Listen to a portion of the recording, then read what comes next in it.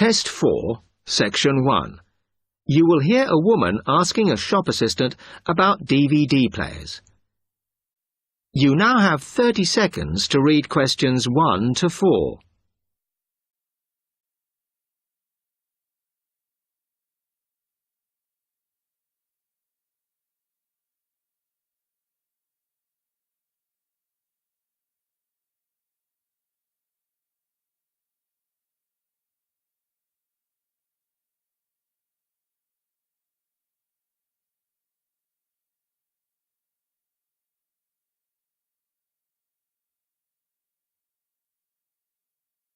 Hello, I'm interested in buying a DVD player. Can you help me, as I don't know very much about them? Of course. We sell quite a range.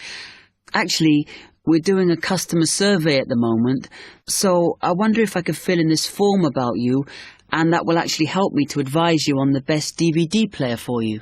Oh, okay. First of all, your occupation. Student. Okay. Then, have you already got a DVD player? No, I've never had one before. Uh-huh. And how much do you think you want to spend on a player?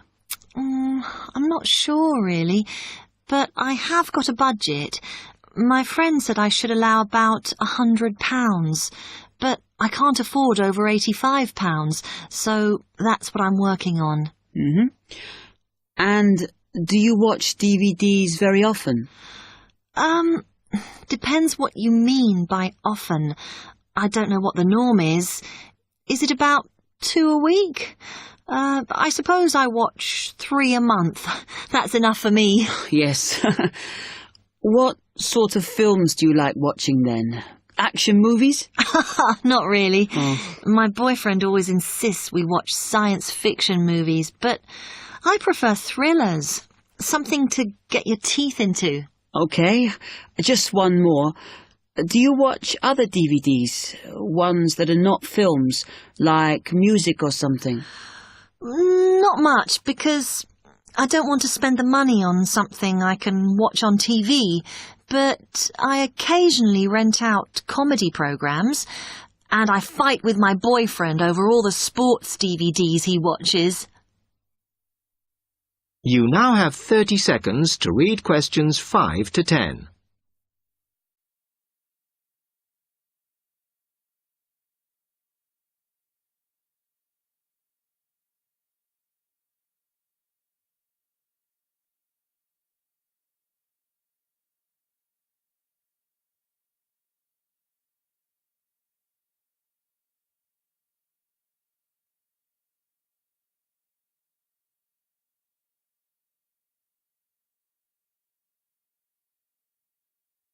Okay, let me explain a bit to you about the DVD players that are in your price range.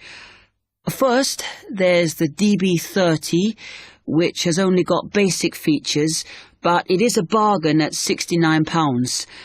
Now, all the DVDs come with an after-sales service that starts when the guarantee runs out. As it's so cheap, the DB30 comes with a limited after-sales service, as it only includes parts. You would have to pay for most of the repair. Seems okay. Then, a slight grade up from that is the XL643. This comes with an additional feature in that it has an extra button allowing you to record. That's quite useful. Oh, yes. That would mean spending less on DVDs to watch. Yes, so you'd make the extra money back on it that it costs. Let me see how much it is. Yes, that one's actually reduced at the moment from £79 to £71.99. Oh. I think it's worth the extra myself. And is that the same level of after-sales service as the other one? Well, you get a bit more for your money because what we're offering is a discount on labour. So you don't pay the full price if you have to call an engineer out. I see. Then the last one is this Tri-X24. It's a very good player, and you can use it to listen to your CDs as well as watch DVDs. It looks nice, but bet it's expensive. No, it's not top of the range. Let's see. Yes, it's £94. But what you have to remember is that includes insurance, so you don't have to pay extra for that. And it comes with a guarantee that's valid for 3 years, as opposed to the usual one. What do you think? Maybe. Test 4, Section 2. You will hear a salesman giving information to house owners about an alarm system. You now have 45 seconds to read questions 11 to 20.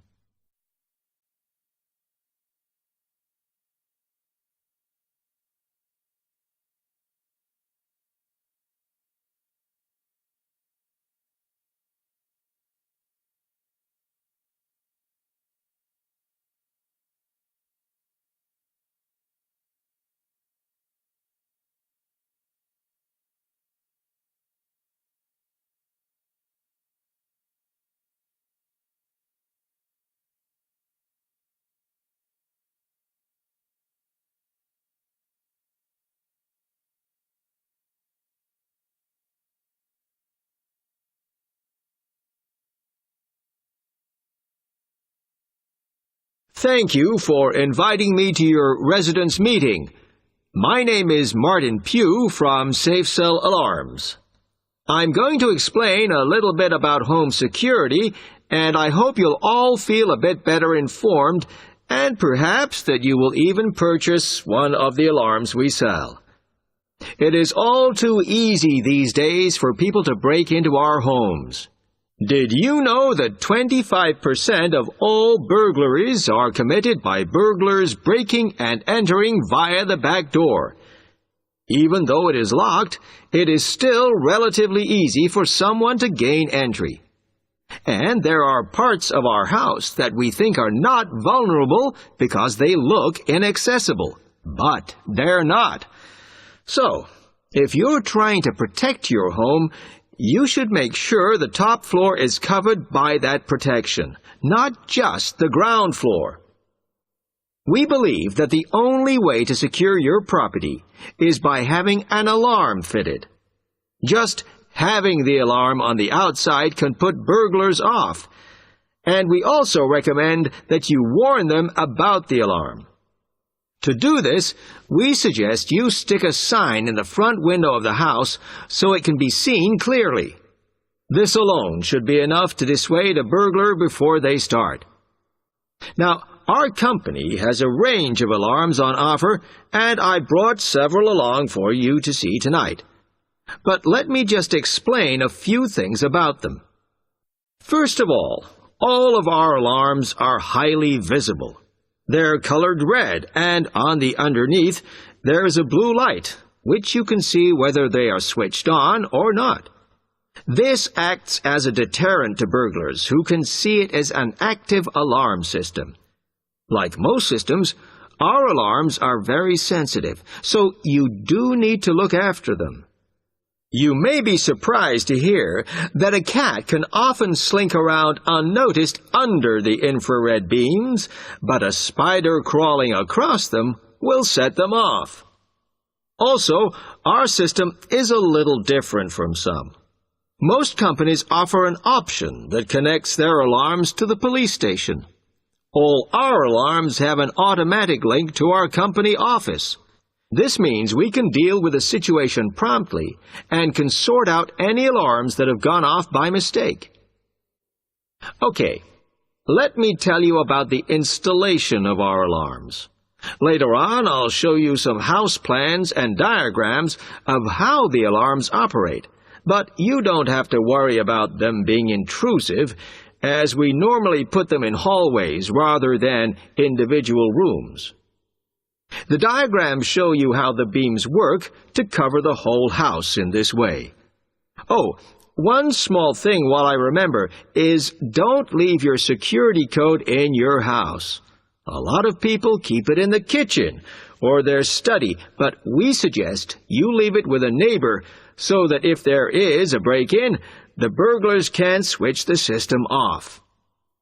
Now, regarding the practical aspects of installation, I know that many of you are out all day, and I'm afraid we don't install the alarms at weekends. But we do offer a service where we can fit the alarm system in the evenings for you. But we do charge a little bit extra for that. Finally, we do offer a range of systems, so I suggest you look at the leaflets on our prices. And please don't be put off from investing in a more sophisticated system to protect your home, as we do allow you to set up a monthly payment if it's too much in one go. Okay, now if you'd like to come forward. Section 3. You will hear a student, Alex, asking his tutor for advice about essay writing. You now have 30 seconds to read questions 21 to 27.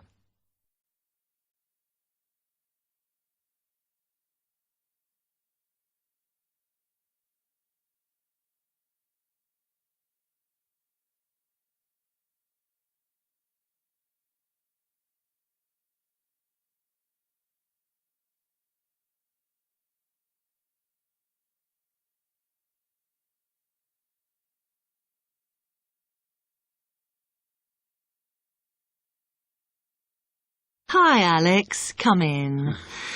I gather you wanted some help with writing essays. Yes, I'm finding this first term difficult, and I'm worried about the assignments we have to do for January.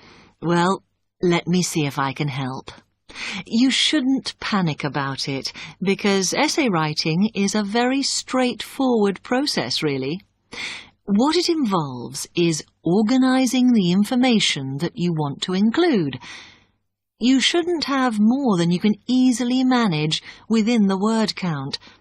Make sure you haven't got too much or anything irrelevant. You need to look at that and work out what you need and what you don't need before you start. And then you just have to think about how you're going to put forward your argument. Oh, that sounds very straightforward when you put it like that. But I'm worried I haven't got the necessary skills for writing an effective essay, because English is my second language. Well, perhaps you misunderstand the skills you need. You need to be able to analyse your data, and then I would say the skills of interpretation and expressing yourself are important. Perhaps it's this last one that bothers you, but the more essays you write, the more you will develop these skills. Yes, and I don't quite know how to improve at that. Though, as you say, I know practice will help. And I need to make sure I've got everything ready before I start. Yes. What is vital to good essay writing is preparation. So make sure you build in enough time to do the research you need. Are there any other sources I can use to help me with essays? Yes. You should go to the library and look through the reference section, because there are books that focus on the style we use in academic writing, and those will help you a lot. The other thing that you should think about is what happens when you've actually written your essay. Too many students just complete their work and hand it in, whereas what you should be doing is making sure that you edit it as thoroughly as possible. Oh, yes, that's a good idea. Then I'd pick up any mistakes and also see if it reads logically. Exactly. The other thing is, again, what a lot of students do is get their essays back, look at the marks, then just file it away.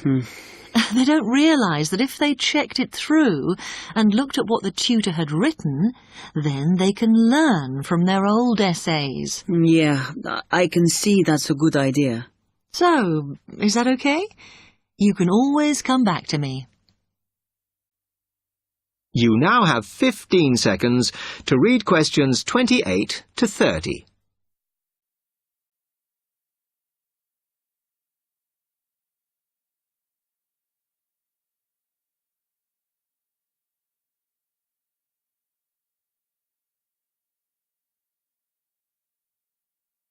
Actually, there were a couple of other things I wanted to ask you about essay writing. Uh-huh.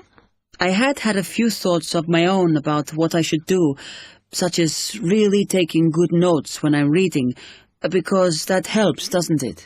I think it improves your knowledge rather than your actual writing. But one tip I can give you is to try and not read too much. Otherwise, you end up including irrelevant material in your essay. Remember to stay on task. Yes. Sometimes I have problems interpreting the questions correctly, or the whole question seems overwhelming to me. What I try to do is highlight the key parts and divide it into smaller chunks so I can manage it. Well, you might find it useful to break it down even further by making sure you understand all the words perfectly before you start. Things like assess or comment and such like. Yes, I see. Sometimes, after an objective analysis, the question actually asks you for a subjective opinion. But you must remember to support your arguments if that's the case. One final comment I can make is about using your own words. You must try to do this as far as possible. You're expected to summarize what you've read, not just string together a list of quotations. In fact, you shouldn't have too many. Just use them where it's really important. Okay, thanks. Do you read other students' essays when you've finished? No. Why? Is that a good idea? Well, you can confuse each other, so I'd advise against it. But it's up to you. Okay. Thanks very much for your time.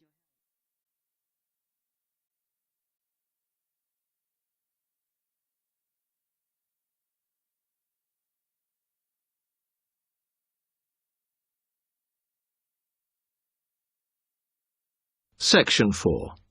You will hear a tutor giving some business students instructions about a finance project. You now have 30 seconds to read questions 31 to 36.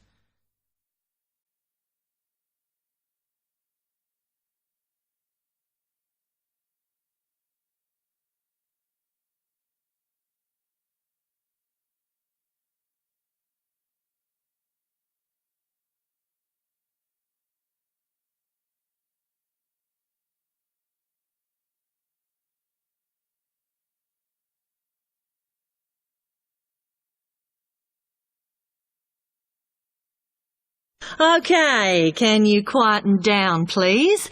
Now, today I'm going to talk to you about your assignment. We've been studying the effects of the exchange rate, so I'm going to give you a project to do on this. Right, can you make some notes while I'm talking?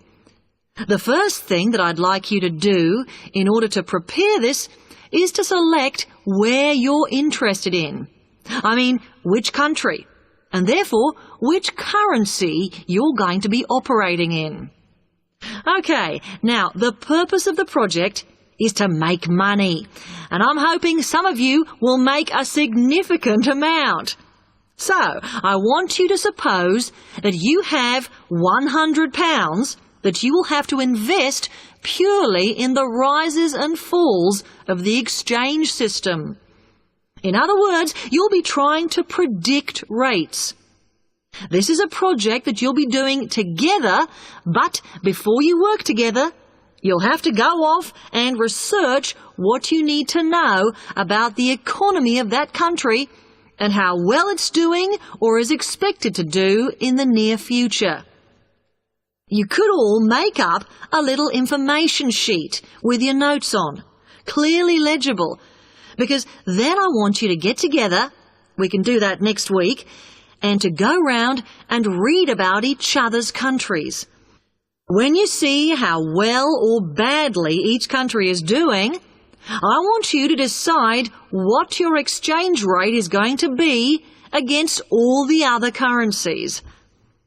After that is all sorted, what you're going to do is go round the other students and attempt to sell your money to the others. Remember, this will depend on the success of your country's economy and the rate you fixed for your currency. Now, you're not allowed to just swap currencies with each other, but you may wish to buy from the other countries. But you must do a proper transaction. All the way through this, you must keep your accounts properly for each transaction. I'll give you 1 week to do this, and then we will set a time for the deals to finish, a bit like the stock exchange. And at that point, I will ask you to calculate how much you have made. Is that clear?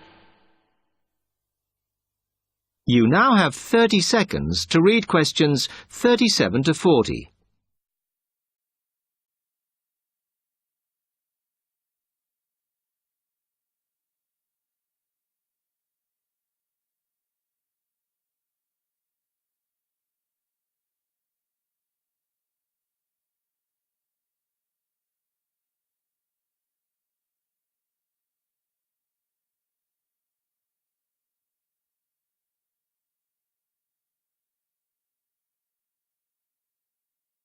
Okay, now before you begin that, there are a few things I want you to read up on to prepare. You need to look at the economies of the UK's main trading partners. I don't mean all of them, because that would be over 80, but just the 29 principal ones. There are summaries in the last 3 books on the book list I've given you. And so that you can practice applying the criteria on assessment I gave you, I'd then like you to focus just on one sector across all the countries. The most common one across every country is farming. But as much agricultural produce is for domestic consumption, I'd like you to look at manufacturing. Then I would like you to do a detailed investigation of one particular aspect. I was going to give you a choice, but I think as we've just started the course, it's better if we all look at the same thing, and then we can discuss it in the seminars. So the thing I'd like you all to look at is fluctuations in import prices. Now, you need to do all that before you start the project, as it will help you assess the economies of the countries you'll be representing in the project. Don't worry, you've got plenty of time. Exam week is December the 8th. Then it's the holidays until January the 6th, so I don't need the project in till February the 5th. Is that okay? Now, any questions on this? Because it